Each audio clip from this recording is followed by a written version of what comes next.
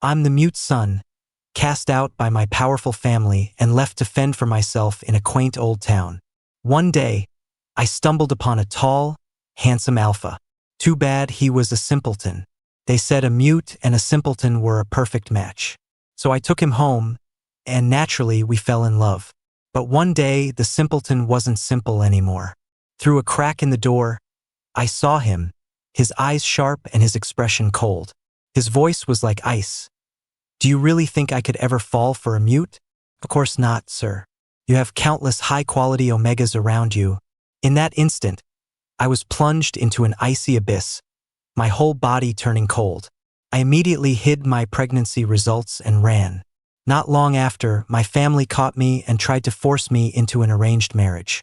In the room, an alpha pinned me to the headboard, his familiar face closing in. His eyes were dark and dangerous.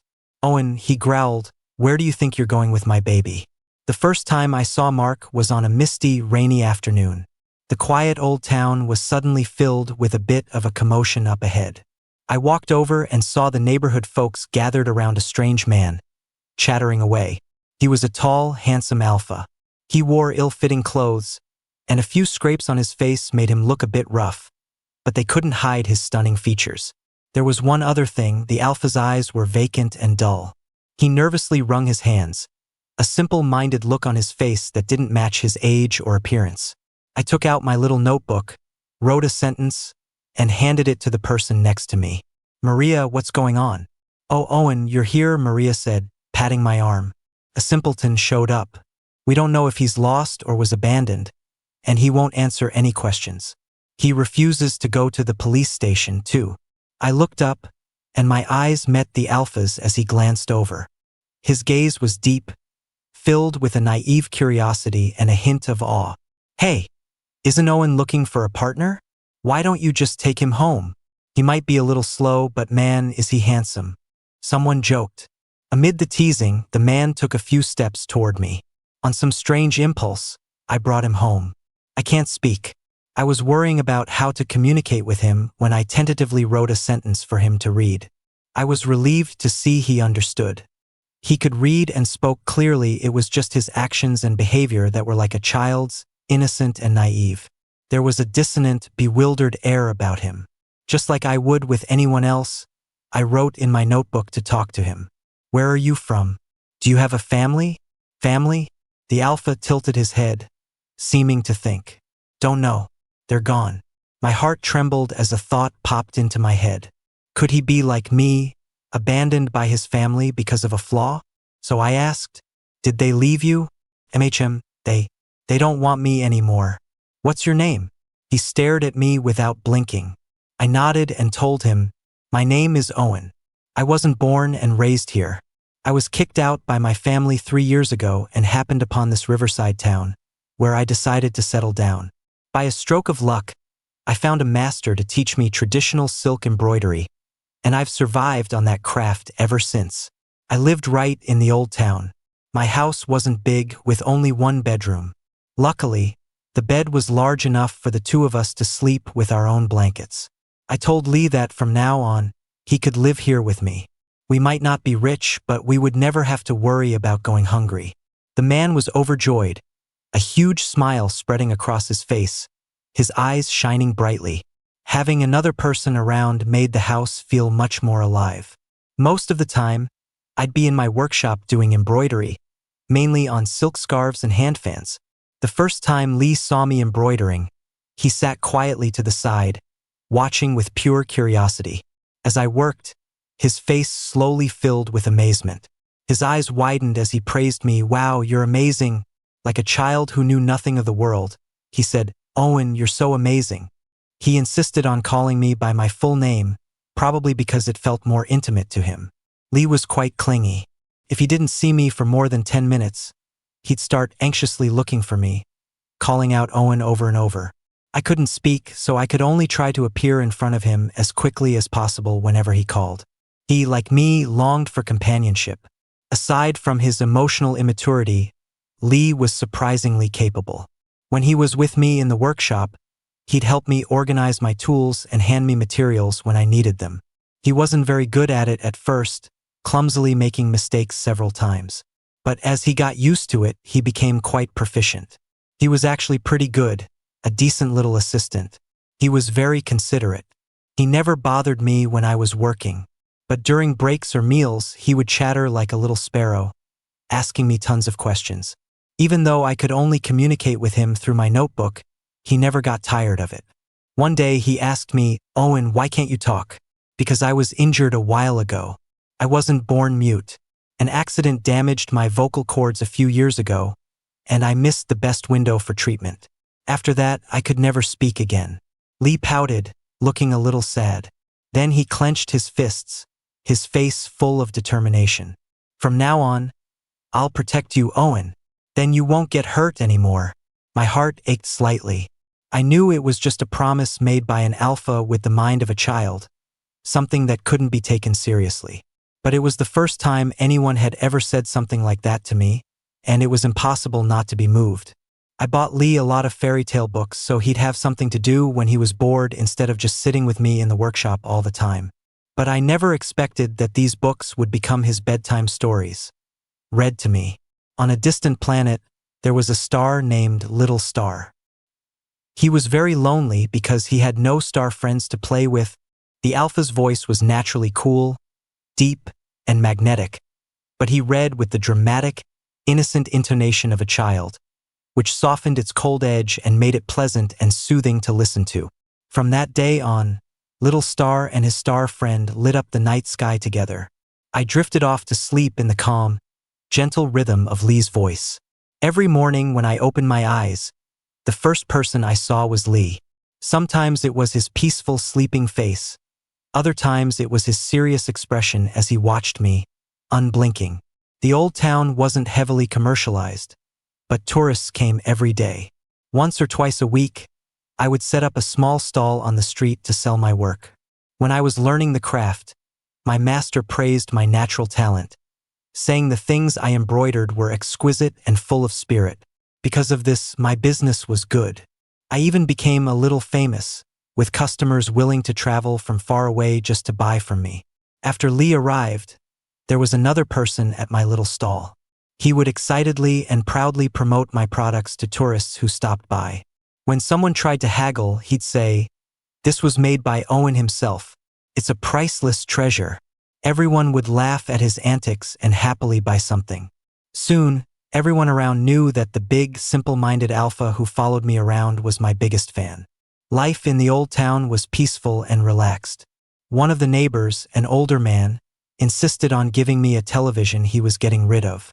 At night, Lee and I would curl up on the small sofa and watch TV together. Like most boys, Lee had a hero fantasy and was obsessed with Ultraman. When things got exciting, he would jump up, his expression serious, and imitate the transformation and light beam attacks. He'd try even harder when I pulled out my phone with a smile to take pictures of him. He was already incredibly handsome, so when he struck a pose, he really looked the part of a hero. After getting familiar with the surroundings, Lee would sometimes go out to play and bring back snacks and fun trinkets for me. I considered myself a diligent person, except for my habit of sleeping in. Now, every morning I woke up, a hot breakfast was waiting for me. The alpha would sit patiently at the dining table, and when he saw me, he'd break into a goofy, sincere smile. "Good morning, Owen." "Good morning, Lee." "Thank you." I felt a little bad, always letting Lee buy me breakfast. But as I thought that, I ate with great relish. One bright afternoon, Lee stared at me for a long time, his gaze intense. When he didn't say anything, I wrote, "What's wrong?" The alpha stammered and blushed, finally managing to say, "Owen, can we kiss?" When I didn't respond for a while, he continued, "They said I'm your alpha, and we're gonna get married someday. So we should kiss and hug to get to know each other better." After thinking for a moment, I told him, "Those are things you do with someone you like." He was certain. "I like you, Owen."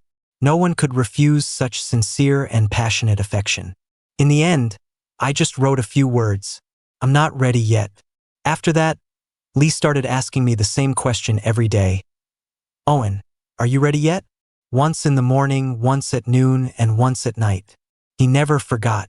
A fine rain fell like silk, sprinkling onto the green water and creating a misty haze, like a flowing ink painting.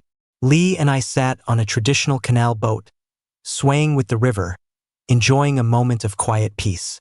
He sat close to me, holding my hand, gently squeezing and rubbing it. He looked at me with a direct and sincere gaze. "Owen, are you ready yet?" I looked at him, lost in thought, my heart stirred by a feeling as misty as the rain. I nodded, giving him a different answer than before. The alpha's hot lips pressed against mine. He kissed me eagerly and clumsily. It was clear he had no experience. But his kiss still made me go weak all over, my heart pounding wildly. Before pulling away, he even lightly bit my lip. "Owen, you're so sweet." Lee pulled me into a tight embrace, smiling happily. From that kiss onward, our relationship grew closer, becoming unstoppable. We shared a blanket, and he held me every night as we slept. He became even clingier, and kissing and hugging me became the norm. And I gradually fell for his complete and utter devotion. Honestly, I liked him. His world revolved around me. He treated me better than anyone ever had. His arrival brought so much life and warmth to my quiet, lonely home. I wanted to see him every morning when I woke up. I wanted him to be with me forever. The mute and the simpleton started dating. All my neighbors in the old town who had looked out for me knew about it. While they offered sincere congratulations, I noticed a hint of pity and sympathy in their eyes. I understood. Two people with flaws getting together usually meant a hard life ahead. But I didn't see it that way. I loved my life right now. It was stable and peaceful. I had someone with me, and every day was fulfilling. Love doesn't have to be some dramatic, earth-shattering epic. I found happiness in these simple, quiet days. This morning, I woke up as usual, held in Lee's arms. The hands on my waist were hot and strong. Lee's deep, innocent voice whispered in my ear, "Owen, it feels weird." At the same time, I felt a searing heat pressed against my backside. All sleepiness vanished instantly. The alpha's tone was innocent and aggrieved. "It's standing up. What do I do?" A cool mint scent filled the air, seeming to come alive as it touched and caressed my skin. I took a sharp breath, feeling my skin burn. I turned to face Lee, his handsome face magnified before my eyes, making my heart skip a beat. I looked up, blinked slowly at him, and then kissed his lips. His response was a deeper, more intense kiss, his hands roaming over me with an urgent, desperate touch. The scent of jasmine filled the air, tangling and merging with the mint. I don't know how much time passed, but Lee's mouth moved to the soft flesh of my nape, licking and kissing it. Being treated like this on my scent gland sent shivers down my spine, a strange, stimulating sensation enveloping me. His sharp canines finally broke the skin of the gland, piercing the soft flesh and injecting his pheromones. I couldn't form any words. My vision blurred, and I could only manage a few short, cat-like whimpers. The marking was complete. Lee held me, his large hand stroking my back as he leaned in close to my neck, gently blowing on the small, raised mark. He cooed like he was comforting a child. There, Owen. It doesn't hurt." I closed my eyes and drifted back to sleep, enveloped in the comforting scent of mint. Even though it was just a temporary mark, I could feel myself growing more and more dependent on Lee. I'd unconsciously look for him, unable to stop myself from wanting to be near him, to touch him. I was embarrassed and shy about it at first, but as an omega who had been marked by an alpha, his scent was an irresistible pull. Unable to bear it, I finally wrote a sentence on my notepad, held it in front of my face with my head down, and showed it to Lee. "Lee, can you stay with me more, please?" Lee seemed incredibly pleased and excited by my reaction. He pulled me into his arms and kissed me, repeatedly murmuring my love and releasing his pheromones to soothe me. I have every reason to suspect that Lee is a natural when it comes to physical intimacy. His hugs and kisses became more and more skilled, always leaving me dizzy and lightheaded afterward. The alpha's rut came on suddenly and fiercely. An overwhelming scent of mint flooded out, filling the entire house. Lee held me tightly in his arms, burying his face in my neck and inhaling deeply. "Owen, Owen, my sweet love. His breath was hot, his whispers filled with longing. His clear, dark eyes were tinged with red, and his whole body was burning up. Wrapped in such strong pheromones, I felt myself getting hotter and weaker until I was pushed into my own heat. The alpha's fierce, urgent kisses fell upon me. I instinctively wrapped my arms around his broad shoulders. Collision, a surge, a mist clouded my vision, and hoarse, broken sounds escaped my lips. Together, we drowned in a sea of sensual desire. The scents of jasmine and mint intertwined, lingering in the air for a long, long time. Lee was indeed a natural at this. For 3 whole days and nights, aside from eating and using the restroom, I was basically pinned to the bed and ravished by him. When I finally woke from a deep sleep, it was the afternoon of the 4th day. The alpha's rut was finally over. My body was still weak, feeling like it had fallen apart. I lay in bed, lethargic, with no desire to move an inch. Lee brought back a lot of food for me and fed it to me by hand. The pain and guilt in his eyes were clear to see. I leaned against him, my heart feeling sweet. On my birthday, I impulsively bought a cake to share with Lee at home. In the past, I was always alone, so I never had any interest in celebrating. Now, I have someone with me. Lee couldn't remember his own birthday, so we decided to make today our shared birthday. I also got him a present, an official Ultraman Zero morpher. The cake was sweet and delicious. We lit candles and made a wish. When I opened my eyes, Lee eagerly told me his wish. I want to be with Owen forever. The candlelight flickered on his face, making his handsome features look so gentle. I smiled. That night, we were at it again until late.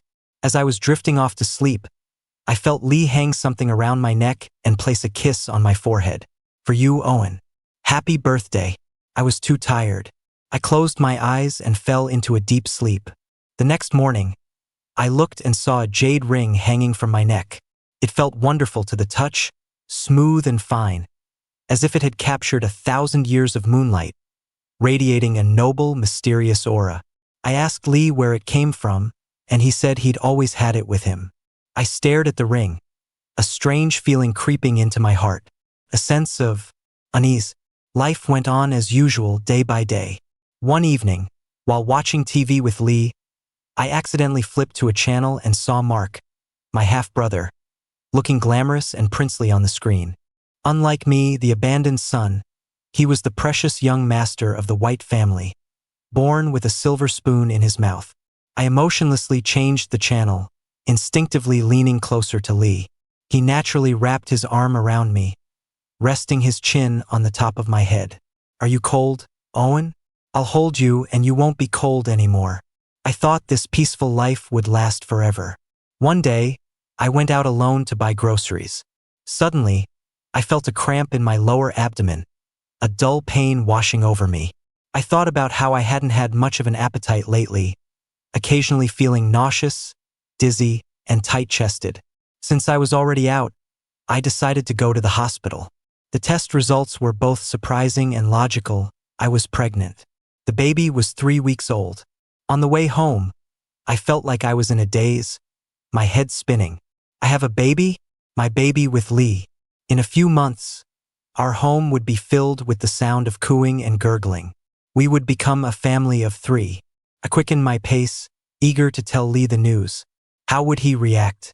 But when I got home, I heard a strange voice coming from behind the slightly ajar door. Sir, when are you returning to the capital?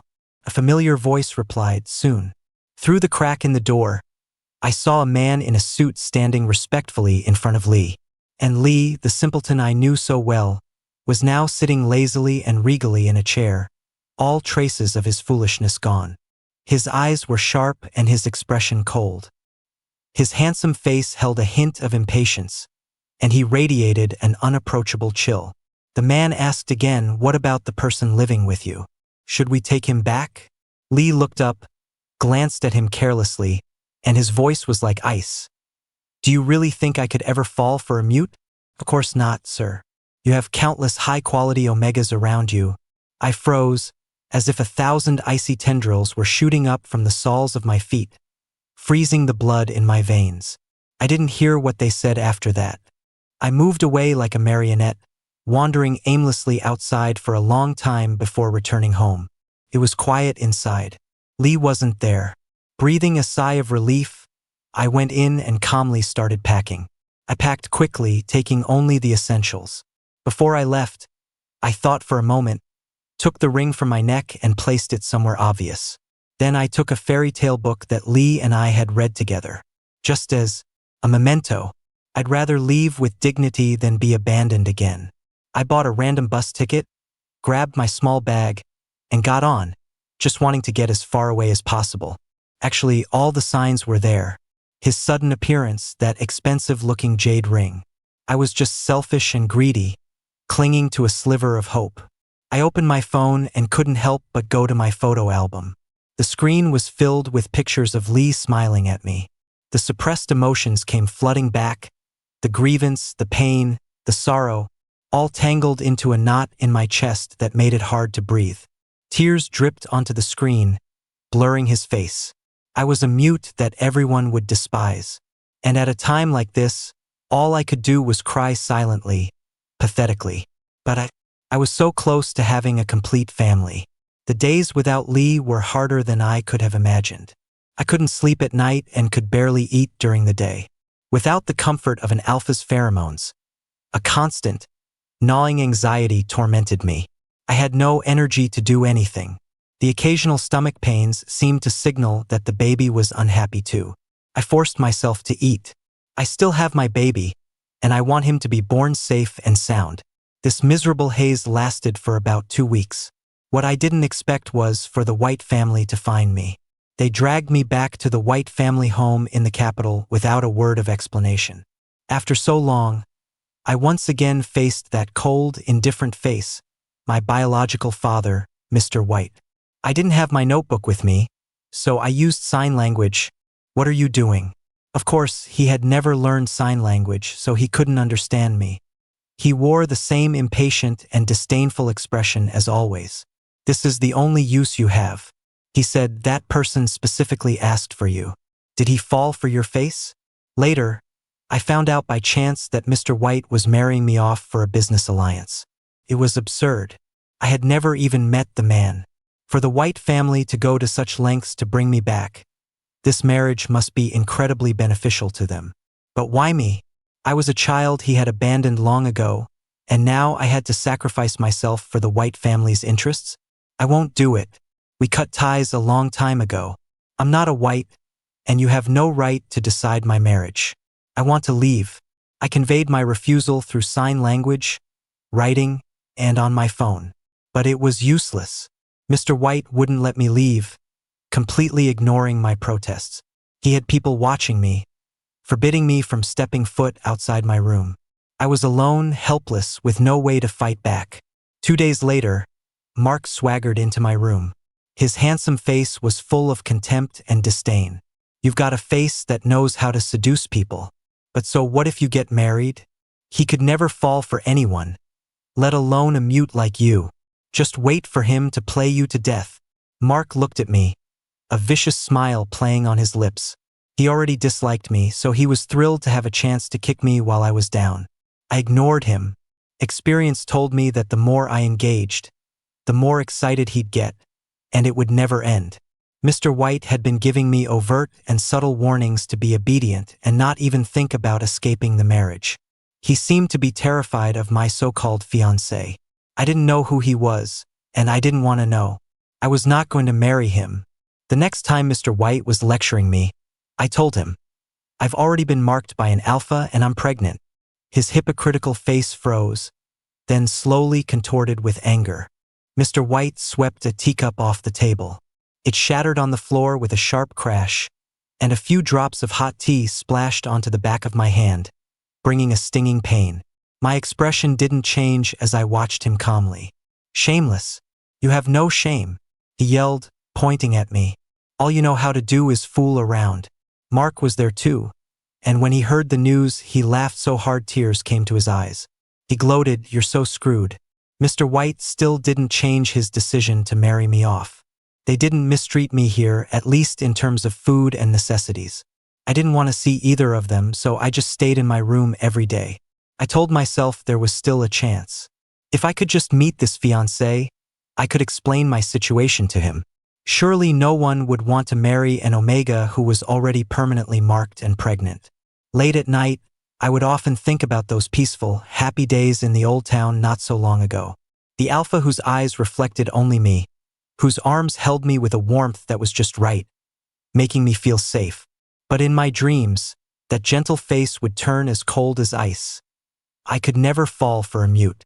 I stayed at the Whites for half a month. One day, several people suddenly came and took me away. The man in the lead was young and wore a black suit. I didn't know who he was, but Mr. White was incredibly respectful towards him. I had a feeling this was it. I was going to meet my fiancé. I didn't resist. I followed them quietly to a mansion. It was huge and luxurious, a house more magnificent than any I had ever seen. Could have been a castle. To my surprise, the people inside were very kind to me. "Welcome, young master." Someone greeted me as soon as I entered, taking my luggage. "Leave it to us." I subconsciously signed. "Thank you. Don't mention it. What would you like to eat?" "Anything is fine. I'm not picky." "All right," she said. "You can call me Mrs. Miller. The master is busy today and will be back late." I was shocked. She could understand sign language. I waited until evening, but I still hadn't seen him. I went from being anxious and cautious to gradually relaxing. This place didn't seem as bad as I thought. At least for now, they were all very nice to me. In the room, the bed beneath me was big and soft. I sat for a while, but still no one came. I checked my phone. It was almost midnight. Sleepiness washed over me. I lay down and closed my eyes. In a daze, I felt myself fall into that familiar, warm embrace again. I slept surprisingly well. When I opened my eyes, I saw Lee's sharp, chiseled face, just like countless mornings before. I blinked, dazed, realizing I was still dreaming. What a realistic dream. I could even smell his cool, comforting mint pheromones. My body relaxed for the first time in ages. Soon, the Alpha opened his eyes. His ink-black eyes reflected a sleepy me. If this is a dream, then it doesn't matter what I do, right? With that thought, I wrapped an arm around his neck, pulled him closer, and buried my head in his chest. I really missed him, even after hearing that he didn't like me. The memories, the moments we spent together, still rushed back from time to time, bringing a tremor and a longing I couldn't ignore. Owen. I felt his hands on the back of my head, stroking my hair gently. "Good morning.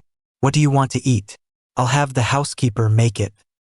His deep voice came from above me, and I could even feel the slight vibration in his chest as he spoke. My groggy mind and senses slowly cleared, memories flooding back, and I finally realized this wasn't a dream. Almost instinctively, I pushed the man away, scrambling out of his embrace. I sat up quickly, clutching the blanket, and looked at him with a mix of fear and anxiety. Had a nightmare? He looked at me, frowning. "Don't be scared. Hubby will hold you." He reached out, trying to pull me back into his arms. I scooted back, dodging his touch. I could tell that Lee was really better, no longer simple-minded. His brow held a natural, cold severity, and his whole aura was completely different from the harmless, foolish person he used to be. But why was he still talking to me in such a gentle tone? I couldn't understand. I bit my lip. Not even caring if he could understand, I signed, "Stay away from me." His face suddenly darkened. Impossible. Without another word, he closed the distance, grabbing my wrist and trapping me against the headboard. A dangerous light swirled in his dark eyes. "Owen, where do you think you're going with my baby?" My eyes widened. How did he know? "You're not him." I pulled my hand free and gestured. "How am I not him?" The man leaned closer, pointing to a mark on his exposed collarbone. "Look, you bit me." He was shirtless, wearing only a pair of knee-length shorts. His muscles were lean and defined, radiating a wild beauty. After all our nights together, we were very familiar with each other's bodies. Waking up and seeing him just now, I hadn't even noticed anything was off. Hearing him say that, A wave of embarrassment washed over me. After a moment of hesitation, I continued. He likes Ultraman. A flicker of barely perceptible annoyance crossed his impossibly handsome face. But he quickly composed himself. You're right. I do like him. I still have the morpher you gave me. Want to see it? Now I was at a loss. After a moment of silence, I decided to throw caution to the wind.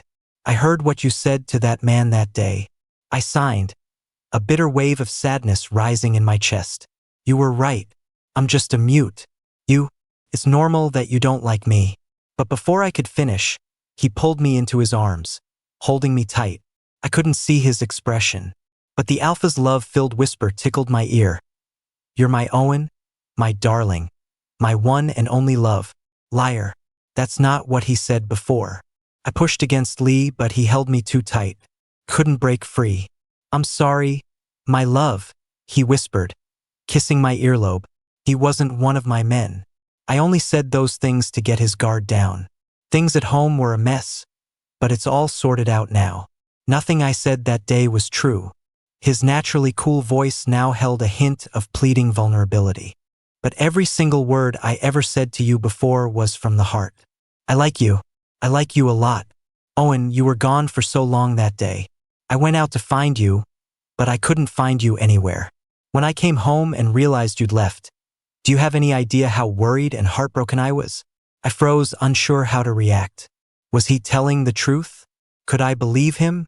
My rational mind told me not to trust him so easily.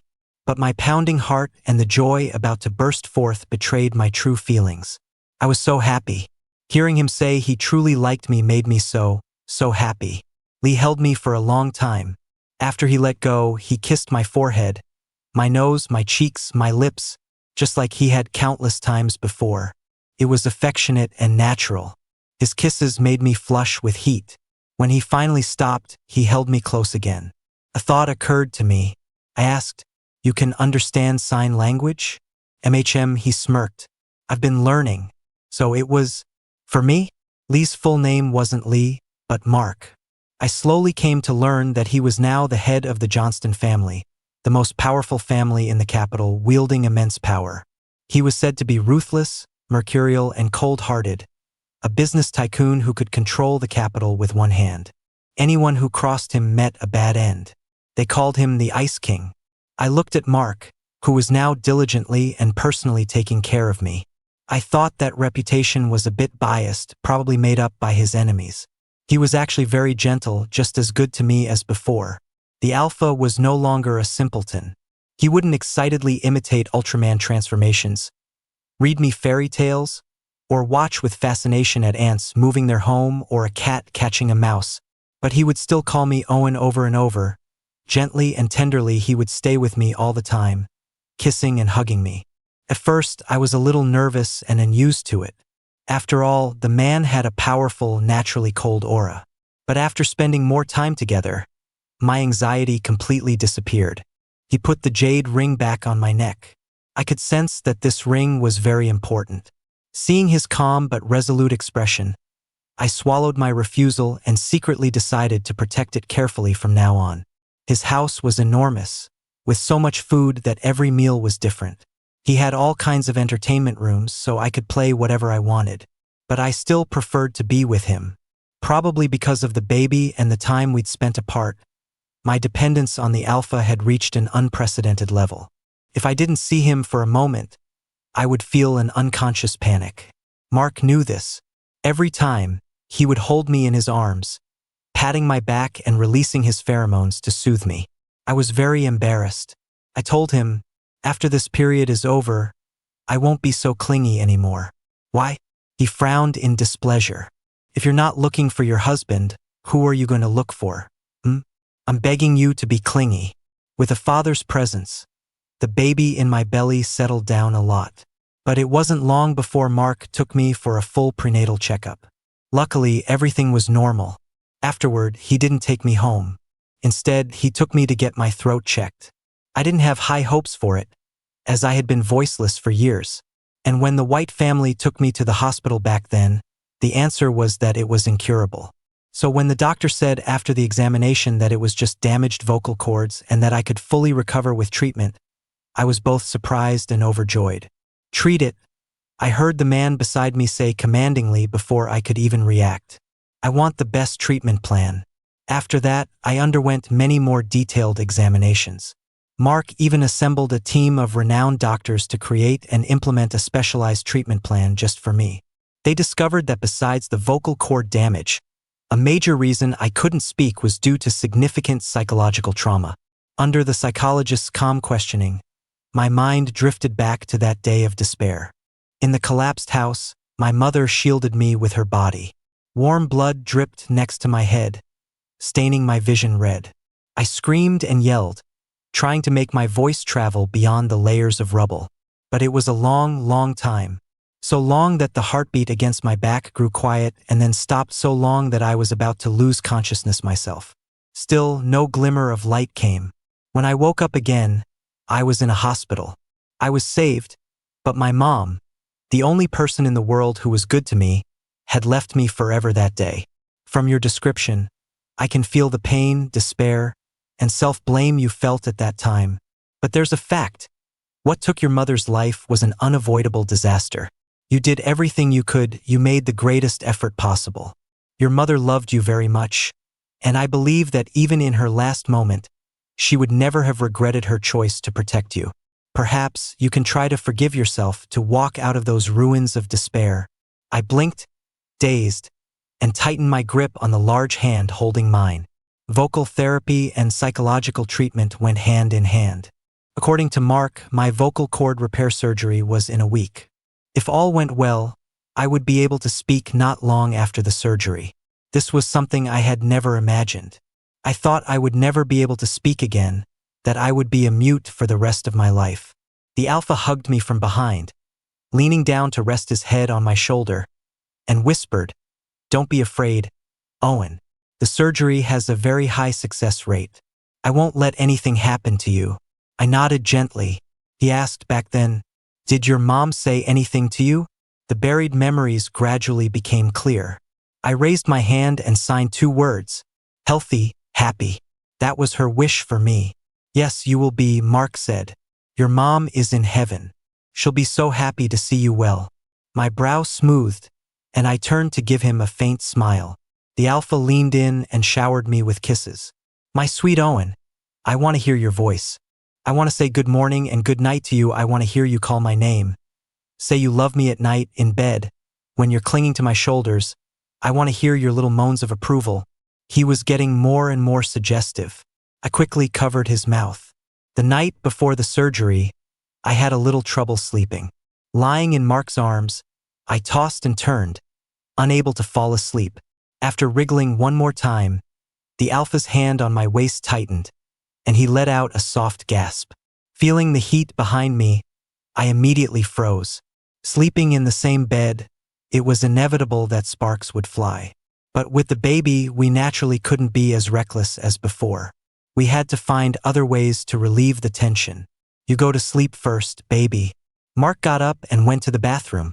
But when he came back, I was still awake. I looked at him and signed, "I want to hear a story." I sat up, leaning against him. The alpha held the well-worn fairy tale book and began to read slowly. In the forest lived a timid fox. In his deep, magnetic voice, I drifted off to sleep without realizing it. The surgery was a success. After the recovery period, the doctor said I could try to speak. Mark stared at me intently, his usually calm face showing a hint of nervousness. I curled my fingers and opened my mouth slightly, trying to form a sound. "Ellie." A wave of surprise and joy washed over me as I realized I could really speak again. So I tried again. "Ellie." I managed to say his full name 1 syllable at a time. "Lee M. Johnston." It was clumsy and hesitant, my voice a little hoarse. But the smile and excitement in Mark's eyes were overflowing. He leaned in and gently kissed the corner of my mouth. "Yes, I'm here. You're doing great, Owen." Although I was cured because I hadn't spoken in so many years, it would take some time to speak as fluently as a normal person. Mark became my practice partner. He would patiently help me with my pronunciation, often coaxing me like a child, showering me with praise.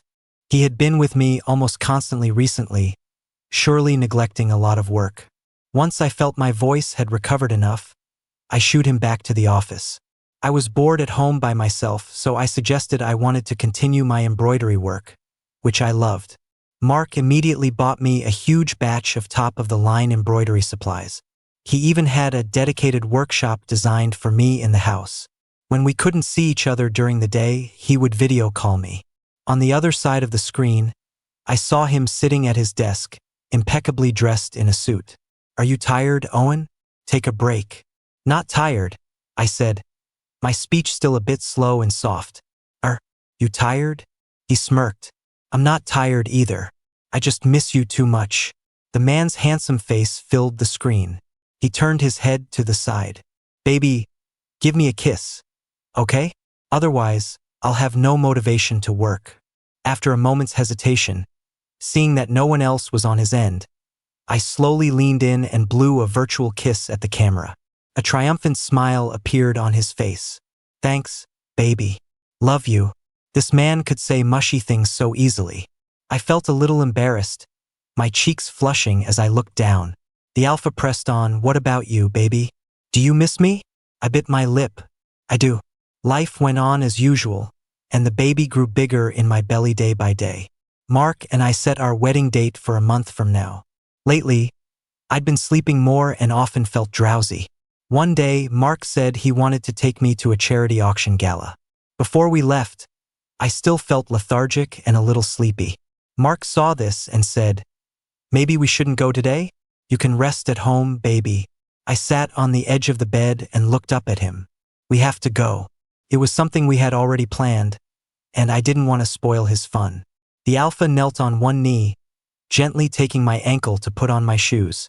Watching his serious expression, on a whim, I reached out and patted his head. He's like a big puppy. The gala was bustling with activity. The hall was magnificent, with dazzling lights weaving a brilliant tapestry. The moment we entered, I felt many eyes converge on Mark and me. Tonight, we wore matching suits. According to what Mark told the designer, it was a couple's outfit. Faced with so many stares, I felt a little uncomfortable and blinked nervously. Mark, who had been holding my hand the whole time, felt it and gently stroked the back of my hand. With the alpha's reassurance, I gradually calmed down. Many people here knew Mark, and they were all very respectful to him.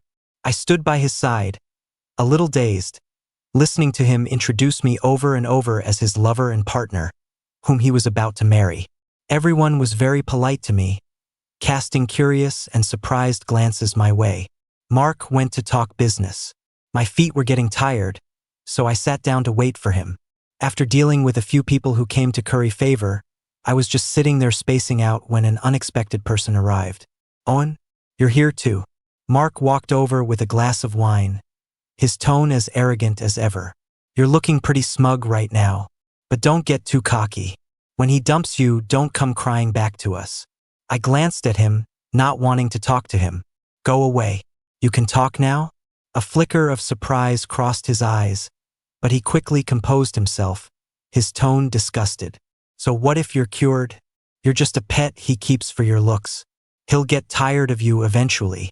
I was about to say something when a familiar voice came from behind me. The tone was laced with an undeniable chill. "What kind of stray dog is this, daring to bark in front of my baby?" I turned to see Mark.